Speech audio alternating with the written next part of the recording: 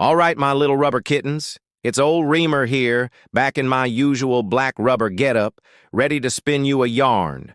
You might know me from my days corresponding with folks on the inside, and let me tell you, I've heard some things. This one, though, about Reggie the Switch Lewis. It's one that sticks with you. You know, sometimes I sit here telling tales, and there are nights I wish I had a tall glass of water. Tonight ain't one of them. No, tonight I need something stronger, something to dull the corners of memory. This is one of them stories that digs its claws in deep and refuses to let go. Reggie, the Switch, Lewis. Even his name sounds like a broken promise, doesn't it? Sounds like something sweet and playful, but there's a hitch in it, a glitch that turns the smile upside down. He earned the nickname because of how fast he pulled the trigger, not because he was hot-headed or mean. Nah. He did it because his mind was somewhere else. You see, when a man loses a piece of his soul, sometimes there's nothing left to hold on to but a vacant stare and a twitch of the finger. Let me show you who he was. You'd spot him right away. He was massive. I'm talking bear-sized, arms thicker than my thighs, hands big enough to crush a man's windpipe without breaking a sweat. But Reggie wasn't built like a brick outhouse. No, sir. He was all elbows and knees and mismatched limbs, like Frankenstein's rejected cousin. That was before everything changed. Now he shuffled through the halls like a deflated balloon animal, shoulders slumped, spine curved as if the weight of the world was perched on his back. Hell, maybe it was. His head, surprisingly small for such a big man, lolled to one side, giving him that perpetual puppy dog look. If eyes could speak, then Reggie's would have whispered sweet nothings to deaf ears. They were set in a permanent stare, locked onto some distant point beyond the horizon.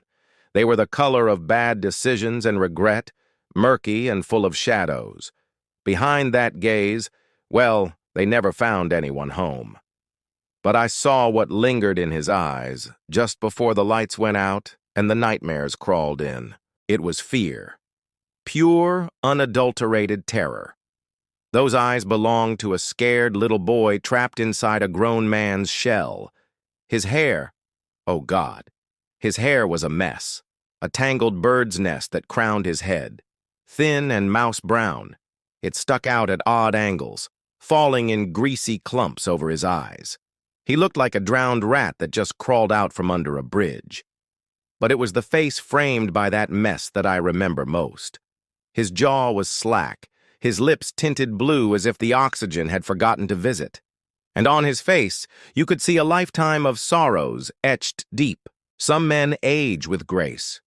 Reggie wore his years like a scarlet letter, a constant reminder of time's cruel passage. The rest of him, well, it was all faded blue. The standard issue prison blues that hid nothing and revealed everything. The coarse fabric clung to his giant frame like a shroud, hanging in wrinkled, shapeless folds. He moved through the world like a ghost, all angles and hollows, a gaunt specter haunting the corridors of Camp Hill. He was a jigsaw puzzle with too many pieces, a melody with a missing note. And everyone at Camp Hill knew his story, but nobody understood it. Not the guards with their soulless eyes, not the chaplains with their well-worn Bibles, not even the inmates with their tales as spun gold. Everyone knew that Reggie had taken something precious, crushed it in his oversized hands, and traded it for a life sentence. But nobody knew why. When I asked him about it, he just stared at me with those bottomless eyes and said, "I don't know. But I think I do. I think he took what he did because he wanted to play a game. Not with another inmate, not with a guard, not with a visitor. He wanted to play alone. He wanted to play with the switch. Not the console, mind you, but the thing you flip on and off. He wanted to switch places with the dead. You see, Reggie wasn't all there. Not anymore. And his mind played tricks, nasty, cruel tricks that twisted reality into pretzels. He saw things that weren't there, heard voices that whispered secrets only he could understand. He was trapped in a world of his own making, a world where the living became playthings and the dead craved company. There was one he liked to call Princess Peach. Every night he'd creep into his cell, clutching a dog-eared copy of Where's Waldo. His fingers would trace the outlines of the cartoon people, searching, hoping to find the one he needed. Then, ignoring the gibberish printed on the page, he'd sit on his cot and wait for the Princess Peach, the imaginary roach he talked to, the one who lived behind the peeling wallpaper and the grime-caked window. Yes, he had her all figured out, right down to the way she smelled like stale popcorn and cheap perfume. He could almost feel her tiny claws gripping his thumb as she dangled in front of him, just out of reach. And he'd reach out with those huge, awkward hands and fumble again, trying to catch her. Trying to catch her, he'd mumble to himself, eyes wide and frantic, before collapsing in a heap on the cold cement floor. That was the Reggie Lewis I knew, the monster in a man's skin, the jester in an abyss. All he wanted was a game, a distraction from the crushing weight of his own existence. Did he know he'd crossed a line? Of course he did. But did he care? No, sir. Because in Reggie's world, lines were blurred and souls were expendable. All that mattered was the game, the one he could never win, the one that kept him forever reaching, forever grasping, forever empty. But there was a part of him, a flicker in those vacant eyes, a tremor in his voice, a fleeting shadow of remorse that betrayed him. When the memories flickered, when he remembered who he once was and what he'd become, he'd retreat into himself further, burying his face in his hands, rocking gently back and forth.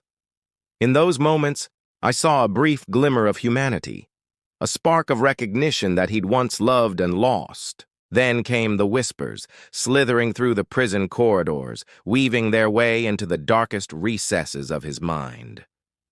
"Child killer," they hissed, their voices dripping with venom. "Monster," they spat, reveling in his despair. "No one will play with you, Reggie.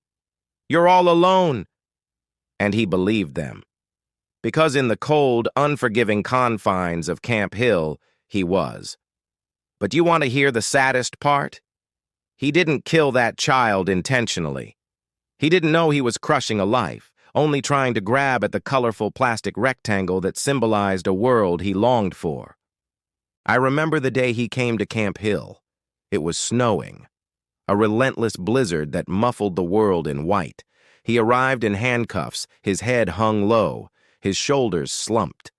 Even in the snow, he seemed out of place, a giant misplaced in a winter wonderland. There was a fragility to him, a brittleness that made him seem like he could shatter with the slightest touch. It was like watching a wounded animal, a creature of immense power brought low by unseen forces, reduced to a state of utter helplessness. That's when I knew he wasn't just another inmate. He was a puzzle with too many pieces missing.